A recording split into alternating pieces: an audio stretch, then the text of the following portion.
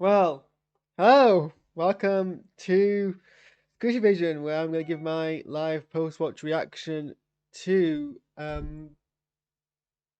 Doctor Who Flux Chapter 1 Halloween Apocalypse. Um,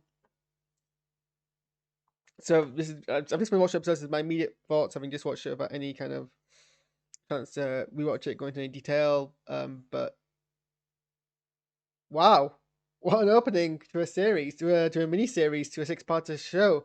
Um, a lot was happening. I guess is my kind of open to this. Also, apologies for the fact that my shirt's kind of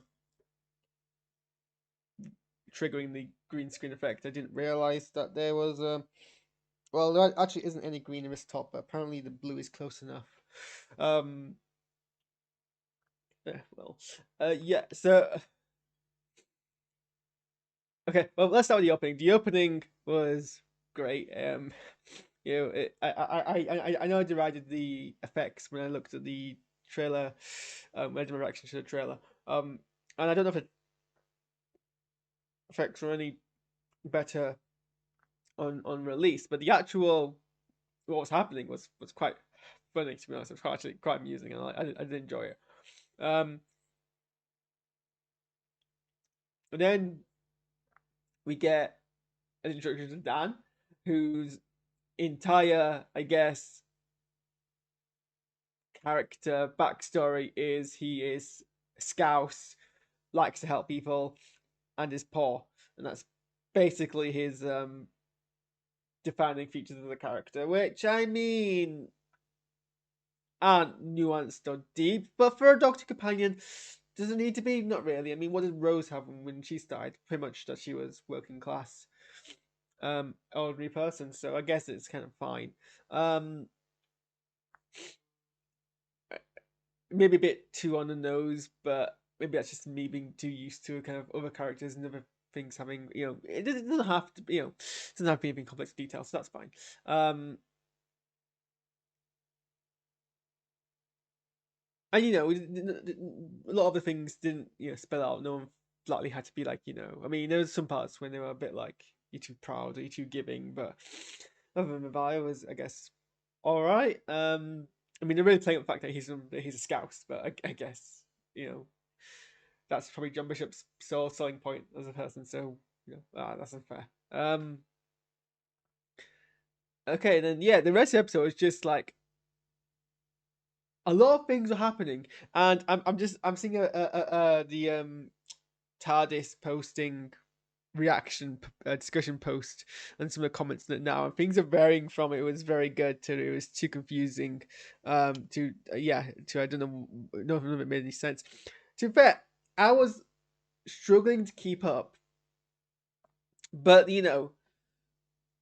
towards the end it kind of actually the towards the end there was more of an indication of things were actually more connected when they first appeared, and it's not the reason how, like, what why they're connected and how they're connected isn't clear yet, but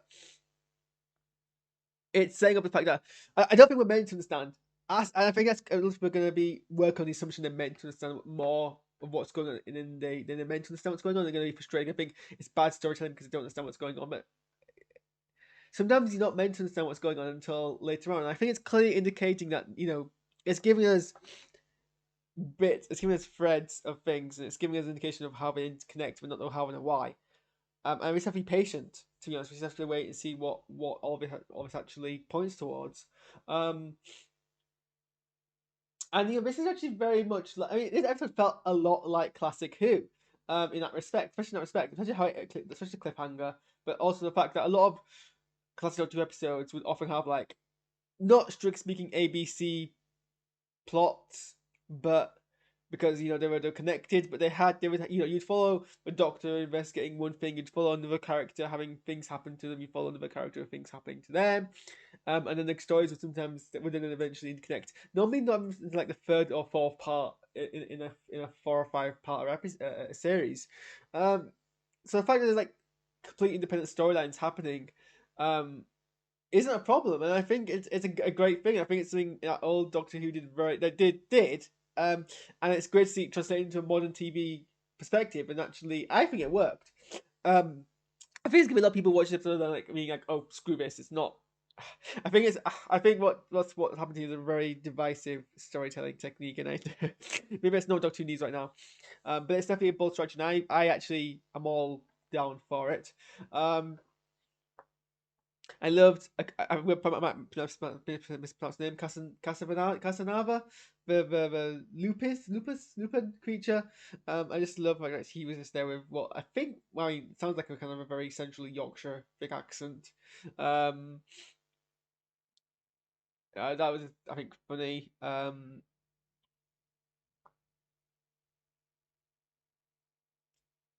I love the whole scene where Dan just assumed, it was almost parodical where Dan just assumed that Casanova was someone in a very good Halloween costume. That actually amused me quite a lot. Um, and the Weeping Angel scene was actually terrifying. I had to hide behind my hands. That actually put me on edge, which is great. Because sometimes I think there's been a while since we've had actually scary Weeping Angel episode. It's not Weeping Angel episode, but there was a scary appearance. Um, and the whole kind of dread aspect to it. And then some Tyrants appeared, and it's not clear what the role they played, but it's like I like how they like spreading that in early as a complete independent thing. We get to see their new designs much earlier. Again, they're calling back a lot to classic Who Sontaran design, especially with the whole tongue thing and the way they're acting. It's very much more like classic Who rather than modern Who. Sontarans. And then we get that weird kind of glitter stone monster plot line. And that's probably where I'm the most concerned because I was like, Thomas Children reveal I think works on its own. I know it's controversial. I know people have a lot of expectations about how it, around it entirely from conception to how it should turn out. I don't think they should abandon it, but I don't think they needed to really rush into continuing it. I think they should let it settle, but I think now it's Shimble's last series, and obviously because of the action to it, they kind of push into settling it. And I'm worried that that's gonna make him resolve it in a way which is gonna feel uninspired. Speaking of uninspired, some of the dialogue between Dan and was it Diane, the person who I guess I'm meant to assume who they've got feelings for each other, was quite forced, but oh well. Also, wouldn't you? I guess I'm using would get annoyed if you came in touch with Beatles. What else was there? I genuinely I like a sense of threat that Batardis was facing um facing a threat that you know even it couldn't protect you against. But they were for the most part trapped in the TARDIS for most of the episode. But that was the Daenerys era, and it's very kind of I guess edge of destruction level of things going wrong, malfunctions. It gives a sense of things breaking apart, which gives a sense of you know it is clear not the end of Doctor Who, but it's kind of evoking that sense. Like if this was like the end of Doctor Who, this is how I would do it. I'd start with TARDIS actually having prolonged permanent wear and tear kind of feelings to it.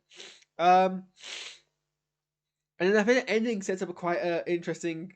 Ending leaves us in a very interesting place because we get snapshots of where everyone is at. I guess the same time, even though we're not actually at the same time. They're in different time zones. But we snap between the Weeping Angel, who otherwise has concluded their real narrative in an episode by sending that person Claire back in time, but they indicate that it's still playing a role in this episode. It gets up to some Tarans, the TARDIS crew, the Casanavans, Diane, Claire, and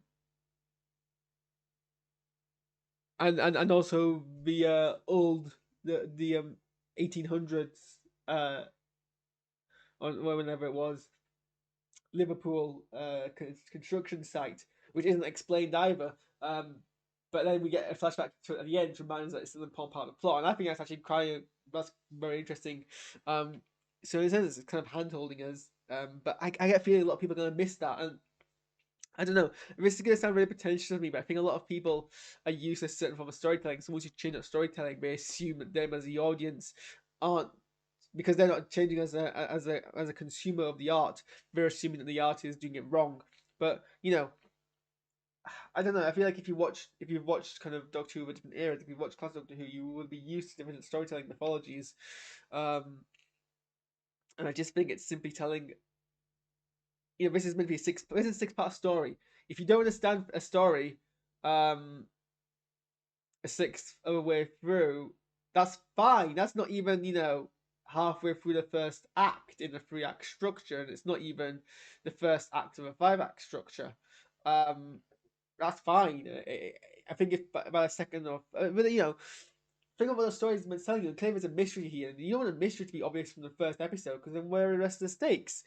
So yeah, I feel optimistic but cautiously so, because I'm worried that there's going to be hesitancy from the writers when they were conceiving the plot line, and that it's going to build up something that then they don't quite commit to reaching. That's my concern, and that's where kind of my concern around that arc villain kind of lies. But those are my thoughts. Let me know what you think. And I'll catch you next week. But I feel very, very invigorated. Doctor Who's finally back.